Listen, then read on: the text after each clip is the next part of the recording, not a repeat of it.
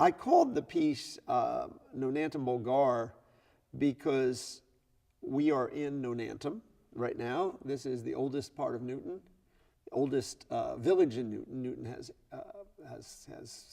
15 or 16 villages, maybe more. I actually, forgot the number.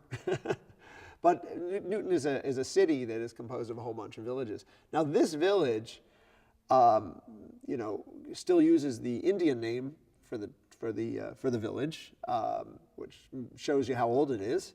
Goes back a very, very long way, and it is a village that in the 1800s, late 1800s, started attracting immigrants a lot, and first, attracting immigrants like French Canadians and English immigrants, of course. But later on, it attracted Jewish immigrants and especially Italian immigrants and Irish immigrants. So I probably got that sequence wrong. I think it probably attracted Irish immigrants first because that's the way it worked.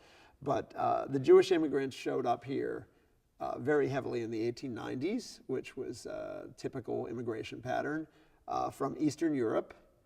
And at first, they did the typical professions that Jewish immigrants did, which were they were junk peddlers, junk dealers, in a lot of cases. Some of them, one of the families started a hardware store, which is still in the neighborhood.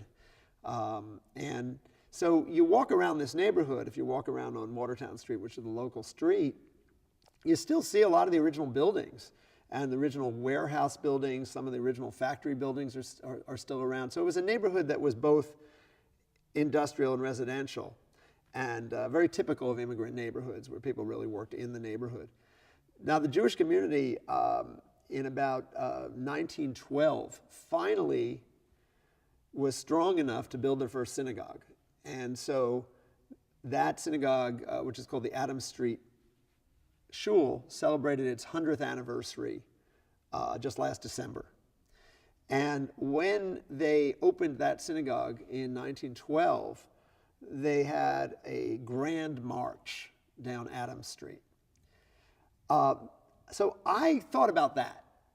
And what I did was I thought about what kind of music the band would have been playing. Because in fact, if you go to the website of that synagogue, which they call the Adams Street Shul, you see a poster in Yiddish about the opening of that synagogue that describes the march. It says, 3 rabbis and cantors and choirs and an orchestra that was marching down the street playing a grand march.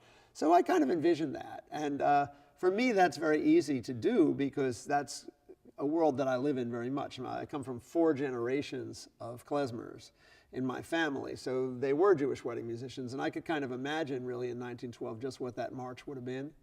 So that's what I'm writing. And I did it in the form of what we call Bulgar, which is a Romanian style dance, because that was the most popular kind of dance at that time that a Jewish community would use at their parties. So that's what I did. I wrote a Bulgar in the style of a grand march, a Russian grand march.